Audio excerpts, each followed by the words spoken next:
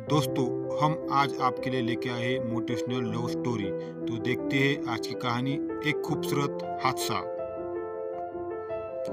वो गर्मियों का एक खूबसूरत दिन था जब सोफिया पहाड़ों के बीच अकेले हाइक पर गई हुई थी।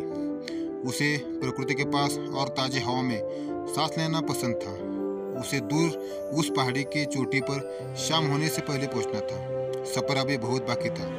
थकी हारी पगडंडी पर चलते चलते उसकी नज़र चट्टान पर बैठे एक आदमी पे पड़ी जो दूर उसी पहाड़ी का नज़ारा देख रहा था। पूछने पर पता चला कि वो भी एक पर्वतरोही है और शाम होने से पहले उसी पहाड़ी की चोटी पे पहुंचना चाहता है जहां उसने कुछ दोस्त उसका इंतजार कर रहे थे। उस आदमी का नाम एलेक्स था।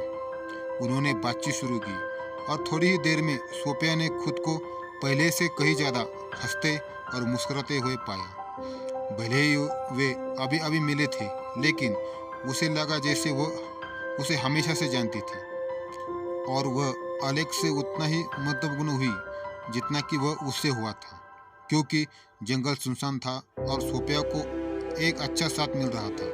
तो दोनों ने एक साथ पहाड़ की चोटी पे पहुंचने का फैसला किया। पगडंडी पर एक साथ चलते चलते सोफिया और एलेक्स ने एक दूसरे को अपने अपने बारे में बहुत सी बातें बताई। हंसी मजाक और मस्ती भरे माहौल में दोनों पहाड़ की चोटी की ओर बढ़ रहे थे।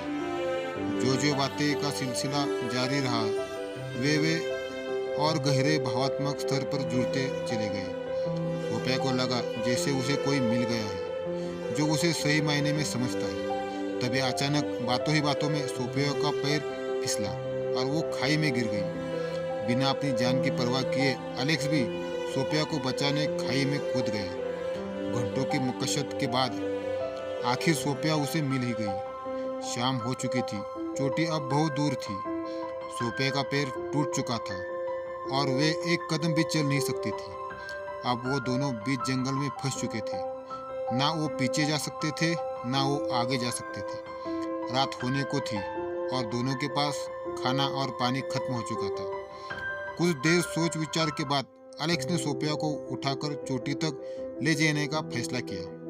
सोफिया जानती थी कि चढ़ाई अकेले के लिए भी मुश्किल थी, तो एलेक्स उसका वजन कैसे लेके चढ़ेगा। इसलिए उसने एलेक्स को मना किया और उसे वही छोड़ के नीचे गांव से मदद लाने को कहा। एलेक्स इस सुनसान जंगल में सोफिया को छोड़कर जाने को बिल्कुल राजी नहीं हुआ था, बल्कि सोफिया को पीठ पे ही लाद के ले जाने का ही अंतिम फैसला किया, क्योंकि दोनों ही भूखे प्यासे और थके हुए थे। एलेक्स ने बड़ी मुश्किलों से सोफिया को पीठ पर लाद कर चोटी की ओर चल दिया। एलेक्स थोड़ी ही देर में थक के चूर हो चुका था, पर उसने हार नहीं मानी और कुछ घंटों की अथक चढ़ाई के बाद एलेक्स ने सोफिया को चोटी तक पहुंचा ही दिया, जहां उसके दोस्त तुरंत हरकत में आए। दोनों को मेडिकल चिकित्सा और खाना दिया। उसने पहले कभी पहली नज़र में प्यार का अनुभव नहीं किया था, लेकिन उस पल में वह जानती थी कि यह आदमी कोई खास है। सोफिया अब जान चुकी थी कि जो व्यक्ति उसे इतनी विषम परिस्थितियों से निकाल ले आ सकता है, वो और कोई नहीं, उसका जीवन साथी हो सकता है। जब ट्रैक खत्म हुई तो सोफिया और एलेक्स ने एक दूसरे के नंबर लिए और संपर्क में रहने का वादा किया। सोफिया घर तो पहुंच गई, पर वह एलेक्स के बारे में सोचना बंद नहीं कर सकी। अगले कुछ हफ्तों में सोफिया और एलेक्स मिलते रहे, घंटों फोन पर बात की और जितना संभव हो उतना समय एक साथ बिताया। वे दोनों प्यार में पागल थे और वे जानते थे कि उन्हें कुछ खास मिल गया है।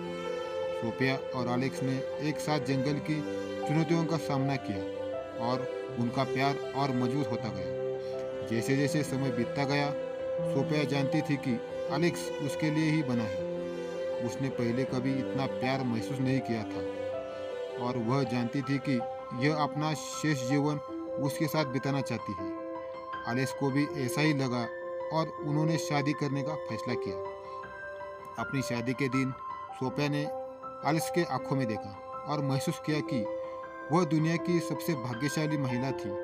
उसे पहली नज़र में ही प्यार हो गया था और उन्होंने एक साथ जीवन का निर्माण किया जो प्यार, जुनून और खुशी से भरा था। सोफिया जानती थी कि पहली मुलाकात का प्यार बहुत दुर्लभ और एक खास एहसास था, और अगर उस दिन को हादसा ना होता तो शायद वे कभी एक ना हो पाते।